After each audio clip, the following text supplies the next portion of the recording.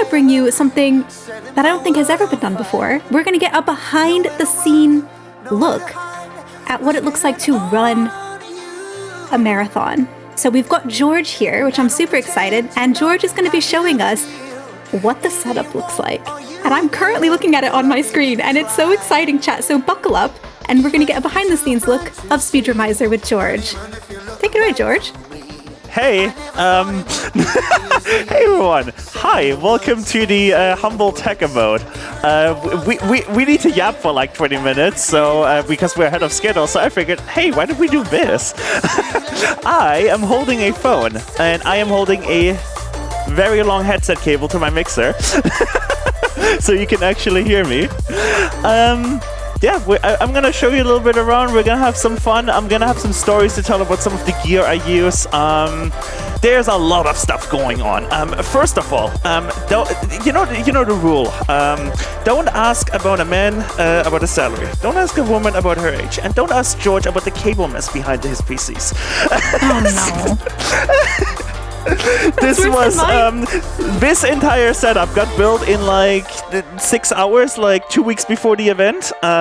There's a lot of cool stuff. I should probably switch my camera to like the further back camera so I don't have to like go that far. Oh, I just closed Video Ninja by accident. My bad. Alright, we're back. We're so back. So, in case you haven't seen this before, this is kind of like almost industrial grade setup.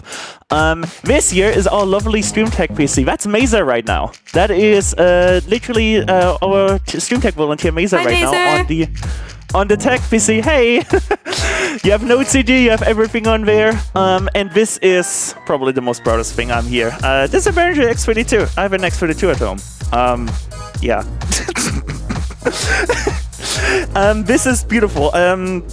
Mixer, like, I can yap about this audio console for like hours, but like you wouldn't want me to hear. You want to see like all the other stuff. I have a giant TV. This is the Audio Tech PC. Hi Hopter. How's it going?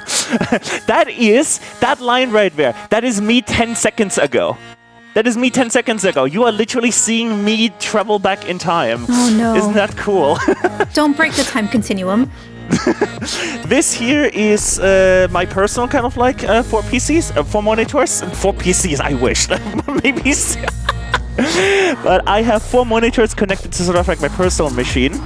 I like having time.s open, helps me, you know, just look at the time and our lovely schedule here.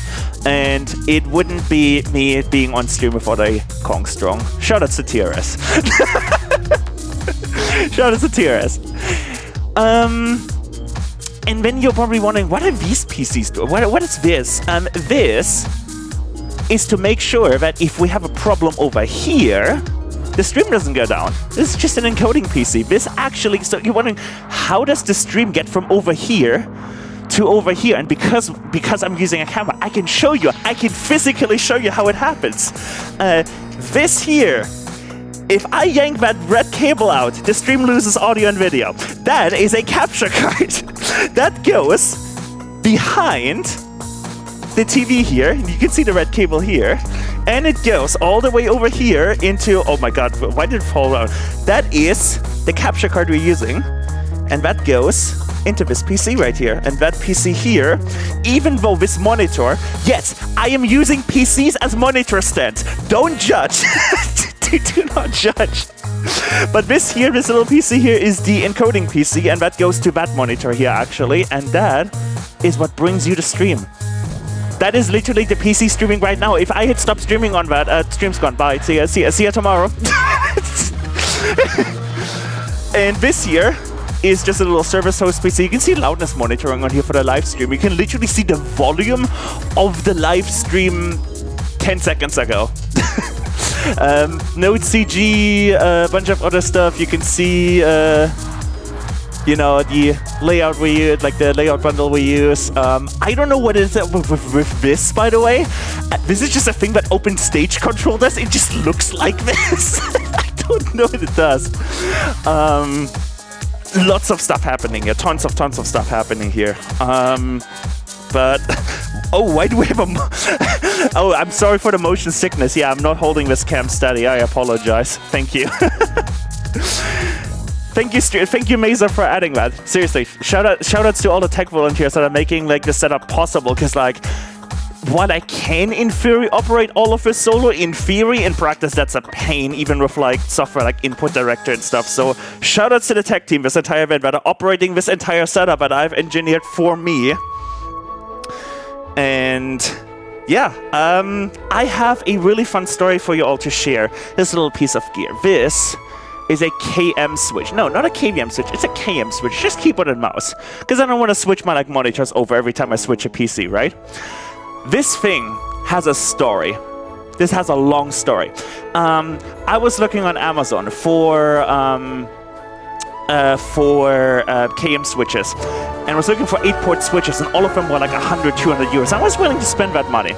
And then a thing pops up for 14 euros. There's an 8-port KM switch. I'm like, this is gonna be a scam, but I'm willing to find out. This thing didn't ship for like 3 weeks. I was almost like ready to like refund it on Amazon, and then suddenly like it was like, you know what, I'm just gonna let this play out. And then suddenly I got a shipping notification, and this thing arrived, and it works. It also has a feature that messed me up for like months. Turns out this is the keyboard it's connected to. By the way, I just have it hidden like below the monitor here, but if I bring this out here, that's the keyboard that switch is connected to. It has an interesting feature where if I, did this monitor fall on the keyboard? Nice. Good job, George. Good job, George. George, it's don't okay. break it. It's okay. That switch is currently set to like a USB output that like no PC is connected to, so it's okay. This thing has an interesting feature. If you double tap Control and then hit a number, it switches to that output. And I didn't know about this, and it turns out there's a very certain workflow where you hit double tap Control, and then use a number. If you are cropping things in Paint.net and then try to type in a font size, and what would happen is I would do that, and every time I would lose randomly keyboard when I'm editing graphics in Paint.net. I would like my KVM switch would just randomly switch, and I thought someone was messing with me. So I thought it was like some radio interference, because this thing has a remote. This is not the remote for the KVM. This is actually the remote for my projector over there that is not connected right now. But this thing has a remote too. I thought there was some radio interference or something with this thing going wild, and I almost like had to like stop using it until I realized, wait, hold up a second. You can like double tap and like select the PC with that. And now that I know about that feature, that's actually really useful. But you have to know about that. But How many monitors do you have up? 1, 2, 3, 4, 5, 6, 7, 8. And normally that'd be 9. Normally that'd be another monitor here, but I just don't have anything standing on top of it right now. So you're going to get a 9th monitor for Speedromizer 9? I am switching camera. I might have just switched to Facecam. Let's not do that. We definitely have your thumb for a little bit. Camera 2 switching back. There we go. Okay. I might have switched to like front cam, which is why I covered it for a second.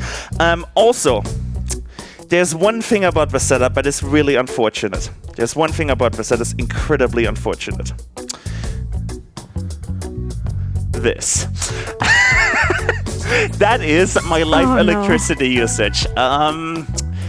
Yeah. You do the math.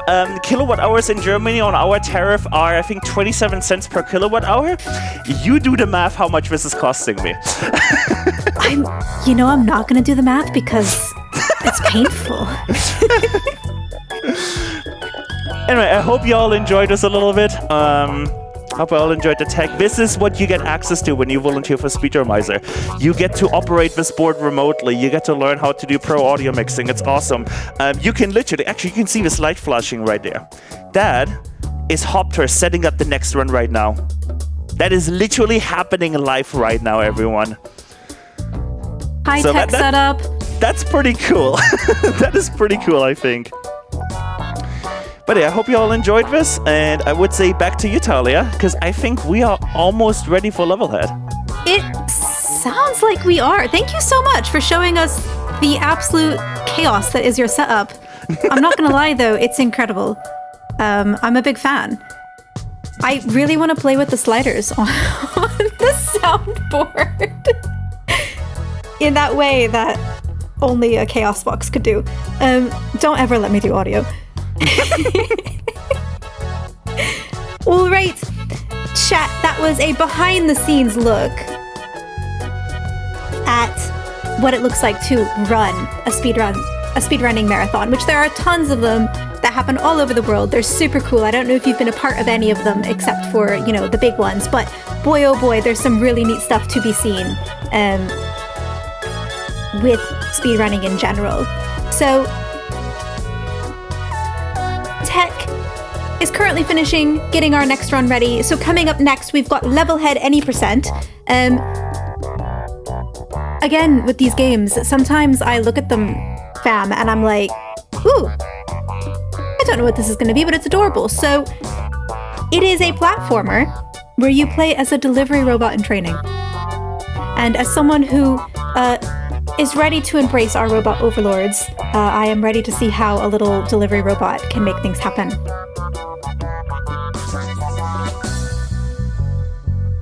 While we wait for Tech to get our next run going, I'm really curious, chat, what was your favorite part of that little behind-the-scenes look at Speedrunning Marathon, Speedromizer?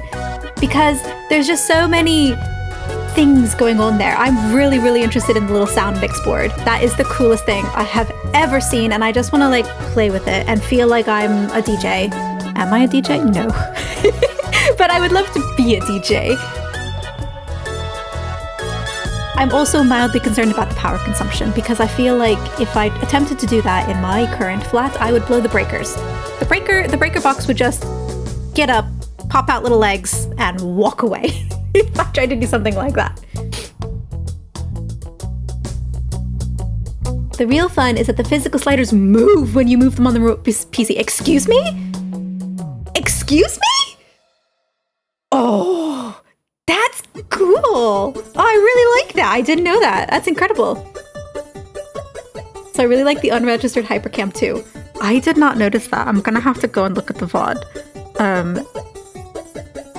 That really brings me back to like the early 2000s internet time when, you know, YouTube was a wee bab and everything was unregistered hypercam too.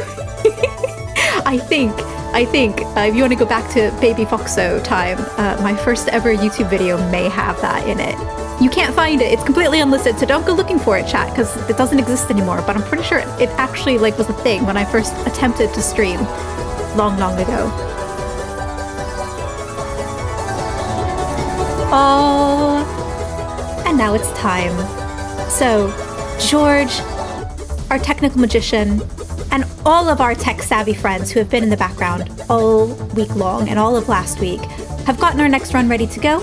So, give us 2 seconds, and we'll be ready to go, chat.